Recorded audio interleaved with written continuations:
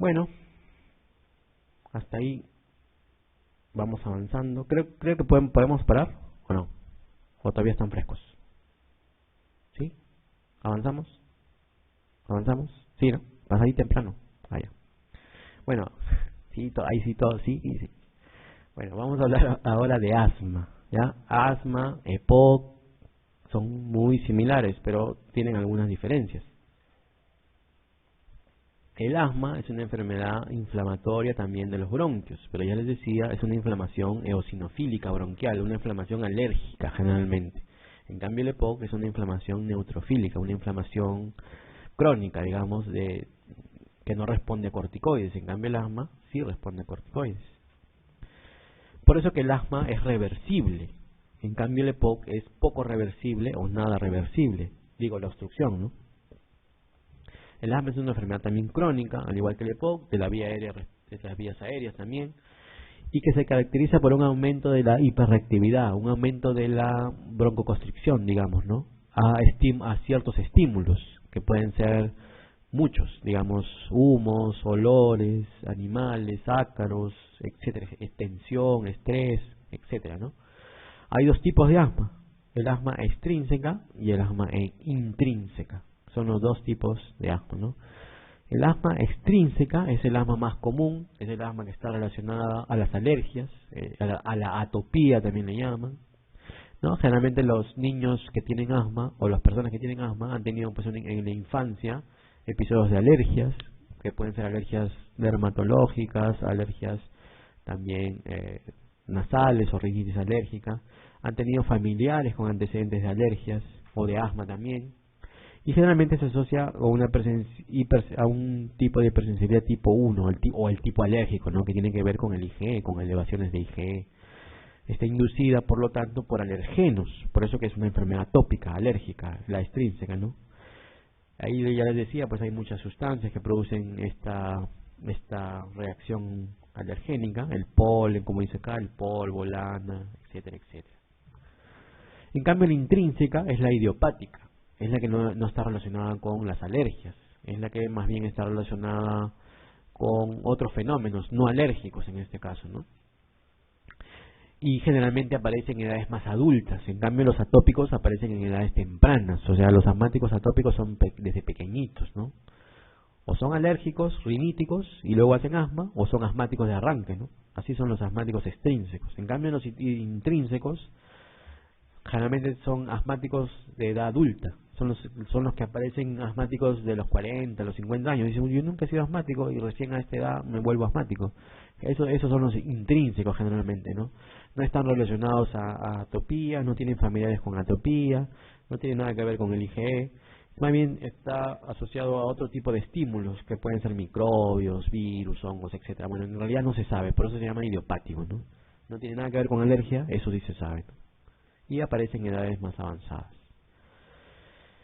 El diagnóstico de asma se hace con este algoritmo, y este es el algoritmo importante. Parece feo, pero no es tan feo. Parece feo, ¿no? Mírenme, primero es esto, sospecha clínica. Todo médico tiene que tener primero la sospecha. Por eso es médico, pues tiene que tener el arte de la sospecha, el arte de la medicina, ¿no? El de sospechar que este es asmático, ¿no? Y eso se hace por los síntomas, pues, ¿no? Si yo veo a un paciente que en la noche tose, que en la noche se le ronca el pecho, se agita, y que probablemente tiene infecciones virales y después de eso se le bajan los bronquios, ese probablemente sea un asmático, ¿no? Entonces ya tengo una cierta sospecha. Luego, ¿qué haré para confirmar mi sospecha? Una prueba objetiva, una prueba que te diga el juez, cuando le diga a este señor es asmático, te diga, señor, yo tengo esta prueba, el papelito manda, este señor es asmático. ¿Por qué? Porque le he hecho una prueba de espirometría. Entonces el diagnóstico siempre tiene que ser funcional, respiratorio, en este caso una espirometría, ¿no?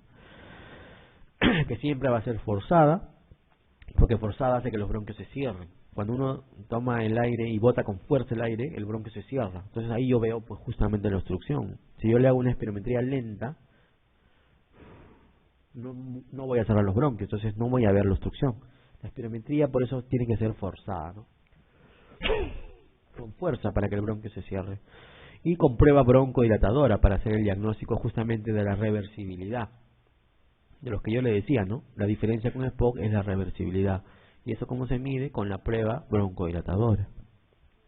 La prueba broncodilatadora consiste en que yo le voy a dar 4 disparos de salbutamol al paciente que le hice la espirometría basal y luego le voy a esperar 15 minutos para volverle a hacer la espirometría.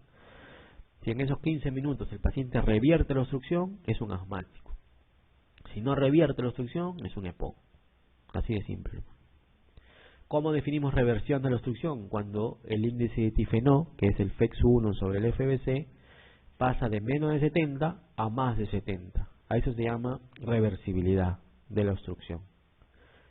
Si por el contrario el paciente está en menos de 70 y luego de la prueba postbroncodilatadora sigue menos de 70, quiere decir que no revirtió, no desobstruyó, sigue obstruido. Eso se llama EPOC. ¿Sí? Entonces tengo que hacerle una prueba de espirometría forzada y además una prueba broncodilatadora. Si la prueba de espirometría me sale obstructivo, ahí tengo que ver si es prueba broncodilatadora significativa o no significativa y además si revierte, ¿no? Generalmente la reversibilidad de la obstrucción va de la mano con la prueba broncodilatadora significativa. Prueba broncodilatadora significativa significa que el paciente tiene un FEX1 mayor de 12% y mayor de 200 mililitros en el post broncodilatador. O sea que el paciente, eso lo hicimos en fisiología, el paciente ha cambiado su FEX1 del pre al post en 200 mililitros y además que ha cambiado en un 12%, que ha aumentado en un 12%. A eso le llamamos prueba broncodilatadora significativa, ¿no? Entonces, si tiene, reversibilidad, que cambia, ¿no?, el índice de tifenó, se desobstruye, digamos, y además tiene una prueba broncodilatadora positiva, eso ya es asma. Así nomás, ¿no? Obstrucción y luego revierte, asma. Obstrucción y tiene una prueba broncodilatadora no significativa y no revierte, no necesariamente no es asma, ahí habría que ver. Ahí lo que se hace es una prueba terapéutica, ¿no? Y además medida del PEF domiciliario, medida de la flujometría domiciliaria, por eso le llaman PEF. Entonces, ¿qué haría aquí? Probablemente yo le daría corticoides, dosis diaria, más o menos 15 días, y lo esperaría en 2 semanas y luego le haría una nueva espirometría, ¿no? Repetiría la espirometría, esa es la prueba terapéutica.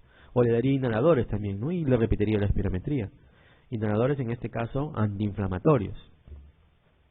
Si la obstrucción, que era prueba broncodilatadora no significativa, pero seguía obstruido, revierte, como dice acá, normaliza el patrón, o sea, del patrón obstructivo pasa a normal luego de haberle dado corticoide, inhalado o también sistémico, también es asma.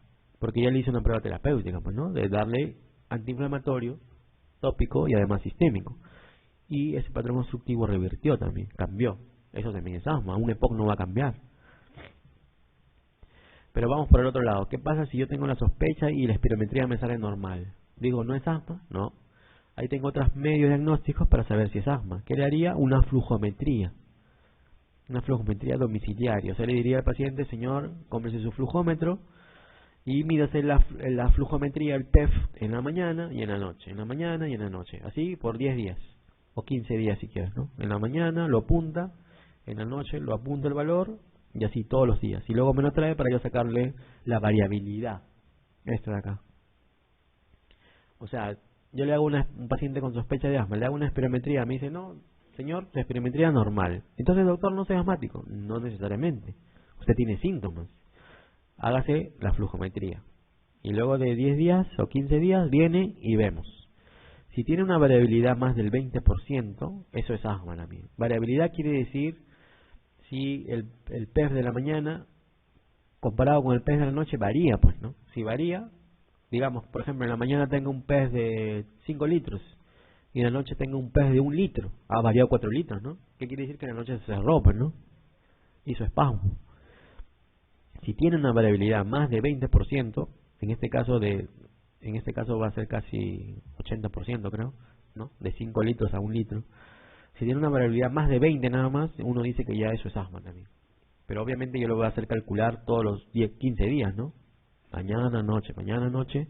Sumo todas las mañanas, sumo todas las noches y lo divido también, ¿no? Y ahí saco la variabilidad. Si me sale más de 20% que ha variado, eso es asma. Si me sale menos de 20%, probablemente no sea asma. O de repente sí. ¿Qué haría ahí?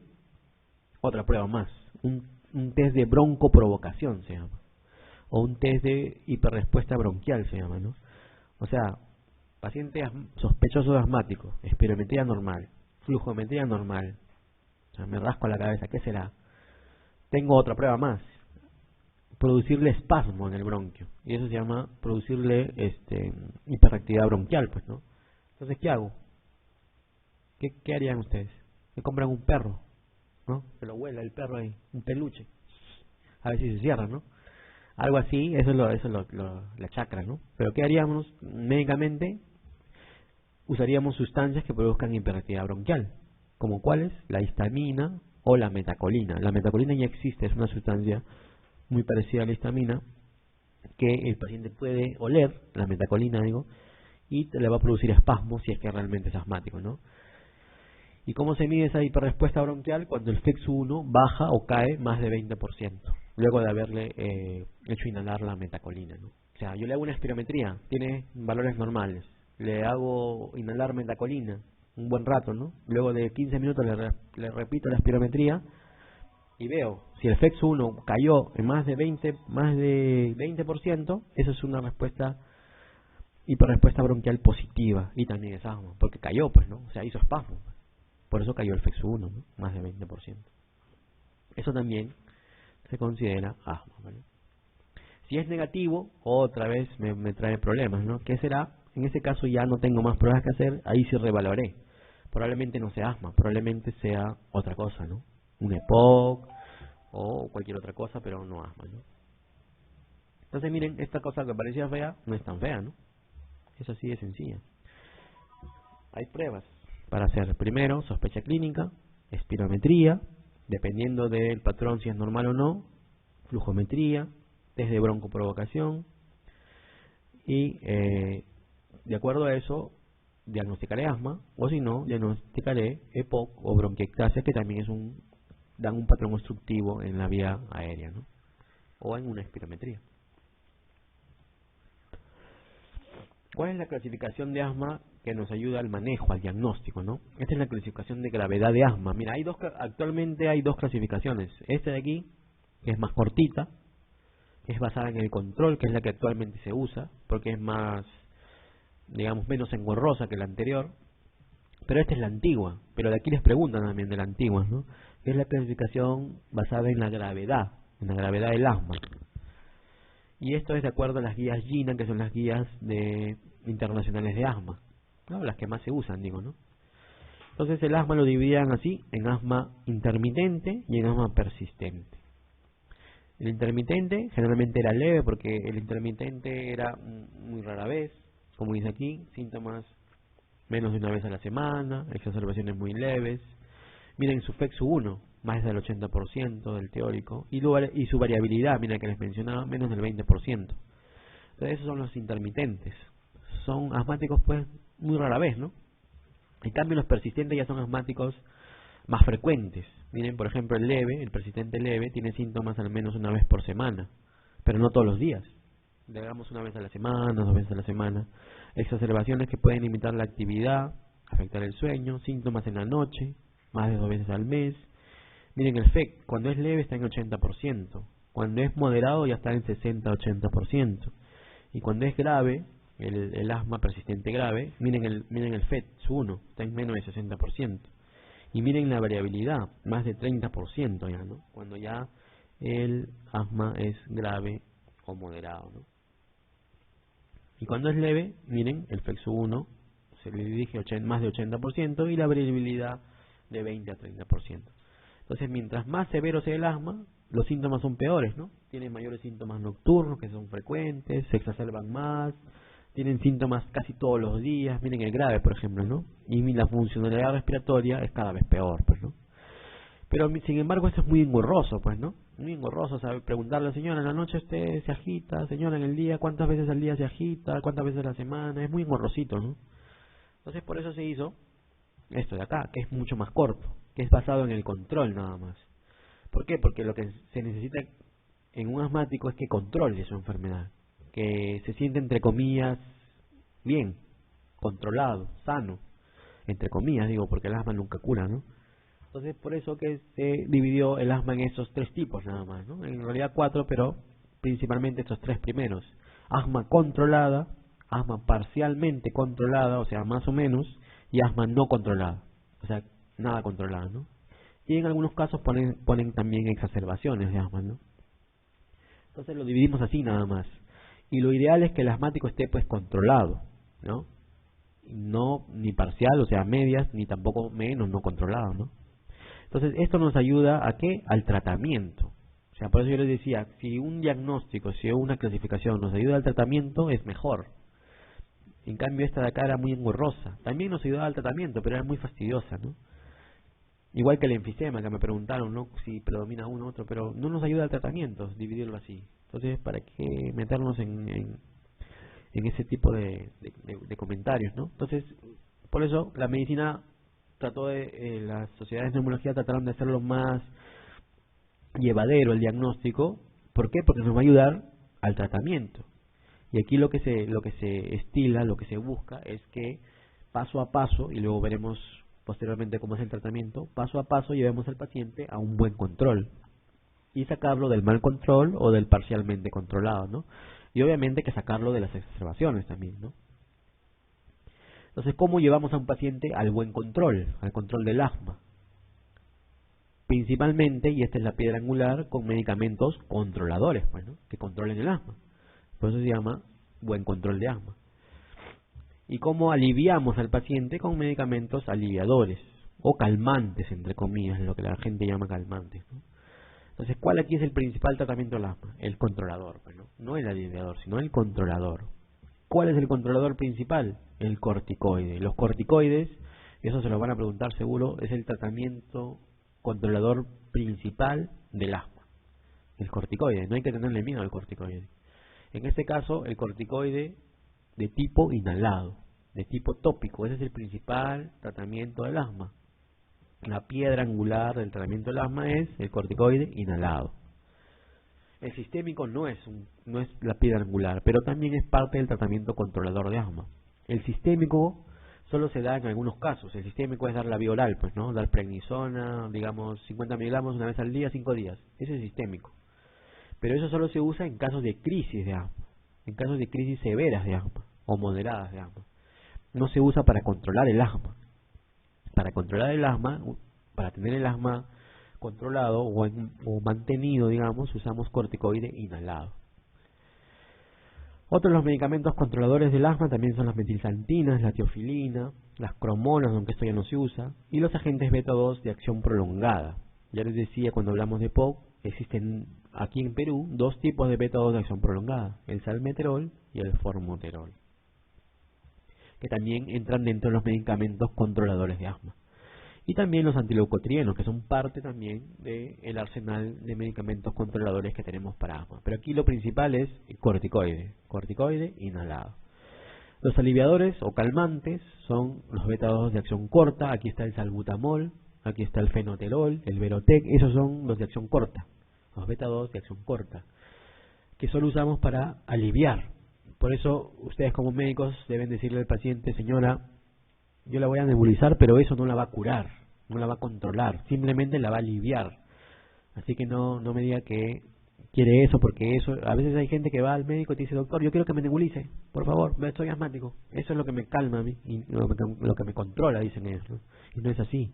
Nebulizar es calmar nada más, es aliviar por el momento. De aquí a de acá 2 o 3 noches va a estar peor, porque simplemente hemos abierto el bronquio, pero no hemos tratado la inflamación. ¿Cómo se trata la inflamación? Con corticoide inhalado, ¿no?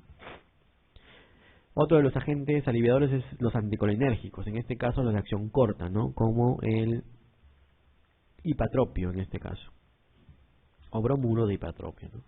Y también como aliviador consideran el corticoide sistémico, ¿no? Sobre todo cuando se da en dosis cortitas, los de lo que les decía, ¿no? La prednisona 5 días, también algunos consideran como aliviador eso, ¿no? Entonces, la piedra angular, nuevamente, corticoide inhalado, controlador más efectivo para el asma, ¿no? Y se da desde etapas iniciales, desde que el asma es persistente leve. Desde ahí debemos ya dar un corticoide inhalado y no tenerle miedo a usar un corticoide inhalado desde etapas tempranas del asma. En los niños usamos corticoide inhalado desde muy chiquitos. Le damos budesonida, beclometasona desde muy pequeños, cuando ya uno confirma que eso es asma, ¿no? Son muy buenos porque tienen los corticoides inhalados pocos efectos colaterales, ¿no? Algunos de los pocos mencionados son la disfonía, ¿no? Porque hay una alteración en la cuerda vocal cuando tú lo usas directo, sobre todo a la boca. Como es un corticoide, a veces produce alteración de la cuerda vocal y produce disfonía, inflama la cuerda vocal. Como es un corticoide tópico, si tú lo usas todos los días directo a la boca, que así no debe usarse, ¿sí? Se debe usar siempre con cámara para evitar justamente estos problemas, ¿no? Si uno lo usa directo, como la mayoría de pacientes que lo usa directo, lo lleva en su bolsillo y se lo saca ahí, así está, y eso está mal también, no se puede usar directo, porque si va directo, en este caso si es un corticoide va a producir candidiasis, por ejemplo, ¿no? Porque es un corticoide pues tópico y que va a disminuir la mucosa, el tamaño de la mucosa, el grosor de la mucosa, y eso va a llevar a probable infección por hongos, en este caso cándida, ¿no? Y también tos, porque a veces el corticoide inhalado, cuando se usa directo a la boca y uno no se enjuaga la boca, puede producir también una tos reactiva, ¿no? Los efectos sistémicos, cuando haces más de 1 miligramo de beclometasona equivalente, son mínimos. Y el beneficio terapéutico es mayor que los efectos colaterales, ¿no? Por eso que los corticoides inhalados son la piedra angular en el tratamiento del asma. También los bronquidilatadores son, en el caso de los beta-2 de acción prolongada, piedra angular también del tratamiento del asma, pero los de acción prolongada, recuerden eso, no los de acción corta, o sea, salbutamol, hipatropio, esos no son tratamientos, esos son aliviadores nada más. Los beta-2 de acción prolongada, salmeterol, qué fastidioso, ¿no? Pacientes. Si no le contesto, pues, ¿no? A ver, los beta-2 de acción prolongada, salmeterol, formoterol, esos sí son controladores de asma. Esos sí no son aliviadores, son controladores de asma. Y por eso están en la lista de los medicamentos controladores. Los anticolinérgicos en asma solo se usan, hasta ahorita está aprobado los de acción corta, el hipatropio, y se usan unidos al salbutamol, o sea, los beta-2 de acción corta, para las crisis de asma, como sinergismo, digamos, ¿no? Por eso cuando uno está en crisis, a veces usamos salbutamol combinado con hipatropio, para bronquidilatarlo más rápidamente al paciente, ¿no? Ambos son aliviadores y son de acción corta. La tiofilina es un inhibidor de fosfodiesterasa, que es un también bronquidilatador, que ya no se usa en realidad, pero que algunas guías todavía usan la aminofilina endovenosa como parte del manejo de la crisis asmática severa, ¿no? Pero como tiene un estrecho margen terapéutico, esto quiere decir que si yo me paso de la dosis, puedo producir efectos adversos muy marcados. Por eso que la tiofilina ya está dejada de lado y se usa en casos muy extremos, ¿no? Y los nuevos broncodilatadores sí, ¿no? Ya les decía, actualmente tenemos en Perú salmeterol y formoterol como broncodilatador de acción prolongada, que tiene un efecto de 12 horas, a diferencia de los nuevos que han venido ya hace un mes, 2 meses, han presentado recién los ultra prolongados, los de acción ultra prolongada. Esos tienen efecto más largo, tienen un efecto de 24 horas, por eso que pueden ser usados una vez al día. ¿Y cuál es el que han traído acá a Perú? El indacaterol, que es un beta-2 de acción ultra prolongada, efecto 24 horas de broncodilatación máxima, digamos. Por eso que el paciente lo puede usar una vez al día y se broncodilata 24 horas. Ya están llegando esas nuevas drogas, ¿no? Que en el mundo ya se usaban hasta hace algunos años, ¿no? Esto es lo que yo les decía del tratamiento escalonado, de paso a paso, ¿no? ¿Todo para qué? Para llevar al control y para sacarlo del descontrol o del parcialmente controlado o del no controlado, ¿no? Entonces aquí lo primero es siempre educar al paciente y siempre el control del medio ambiente. Siempre en todo paciente con asma hay que controlar su ambiente. Por eso les decía, evitar perros, evitar peluches, evitar alfombras, ácaros, etcétera, etcétera, olores. Todo eso es importante porque el manejo del asma también se basa en eso, ¿no? Luego damos beta-2 de acción corta, como dice acá, o de acción rápida, a necesidad. Esto quiere decir que lo podemos dar en cualquier grado de asma, pero no es tratamiento, simplemente se da a necesidad si el paciente lo requiere nada más. Pero eso no es la piedra angular del tratamiento. La piedra angular del tratamiento son las opciones controladoras, como dice acá. ¿Cuáles son la primera opción controladora? Los corticoides. En este caso, inhalados. Y como estamos en el primer paso, en el segundo paso, los pasos iniciales, vamos a darlo, el corticoide inhalado, a dosis baja, ¿no? A low dose. Inhalado, corticoide, ¿no? A dosis baja. O sea, eso es lo ideal primero, ¿no? Empezar con corticoide inhalado a dosis bajita. Por ejemplo, una dosis baja sería beclometasona, 250, 2 veces al día, por ejemplo, ¿no? Es una dosis baja. Pero dosis alta sería beclometasona, 250, 2 disparos cada 8 horas, por ejemplo, que ya sería una dosis bien alta, ¿no? Entonces no empezamos así tampoco, no empezamos dosis bajas, ¿no? Beclometasona, un disparo en la mañana, un disparo en la noche. Y si con eso controla, por ejemplo, ahí nomás quedamos. Si eso controla, ese tratamiento lo mantenemos 3 meses. El corticoide inhalado, digo, ¿no? A esa dosis. Y de vez en cuando le decimos al paciente que use su salbutamol como aliviador a necesidad, ¿no? Pero no como tratamiento. Y el paciente se mantiene bien. Si con eso controla, ya no aumentamos los pasos. Ya tenemos al paciente controlado. Si no controla con eso, ¿qué podemos hacer? Hay otras opciones de controlar. El antileucotrieno, o también se llama modificador de leucotrieno. Y aquí a la cabeza, y en el Perú tenemos Montelukast, ¿no? Que es un antileucotrieno que también sirve como controlador del asma. Entonces, a veces usamos corticoide inhalado, dosis baja, no controla, ¿qué le agrego? Un antileucotrieno. Y si ya con eso controla, ahí no más quedo. Si no controla, avanzo en pasos y voy viendo qué más le puedo dar. ¿Qué más dice? Por ejemplo, corticoide inhalado dosis baja plus, o sea, más un beta 2 de acción prolongada. Y esas son las combinaciones que existen ahora en el mercado. Combinar un corticoide inhalado a dosis baja más un beta 2 de acción prolongada. Ya vienen juntos ahora. Viene, por ejemplo, el salmeterol con fluticasona juntos. Y también viene el formoterol con budesonida juntos. Justamente este paso de acá. Esa es una mejor opción que la anterior, obviamente, pero es mucho más cara, ¿no? Es el famoso Seretide, por ejemplo, que han escuchado algunos de ustedes, ¿no? Ese famoso Seretide tiene justamente esa combinación de beta 2 de acción prolongada, salmeterol, más fluticasona, que es un corticoide inhalado, a dosis baja. Y así le digo, señora, use su Seretide o su salmeterol más fluticasona, un disparo a la mañana, un disparo a la noche, porque yo sé que estos beta 2 de acción prolongada tienen 12 horas de efecto, ¿no? Entonces le digo mañana y noche. Y nada más, y si con eso controla, ahí nomás quedo también. Pero ya estoy aumentando en pasos, ¿no? Y también en costo. Ese es el otro problema, ¿no? Si no mejora ahí, ¿qué le digo? Señora, mejor, o señor, mejor, ¿qué hacemos? Aumentamos la dosis de su corticoide inhalado, de que ya usaba, digamos, lo que yo le decía, ya no le doy cada 12 horas, sino le doy cada 8 horas, o cada 6 horas, podría ser. O le bajo la dosis, pero le doy un antileucotrieno, o le bajo la dosis del corticoide inhalado y le doy un teofilina en jarabe, por ejemplo, o en tableta, que también podría ser. Pero esas son opciones secundarias. La opción principal sería ya darle esto de aquí, un beta 2 de acción prolongada y un corticoide inhalado.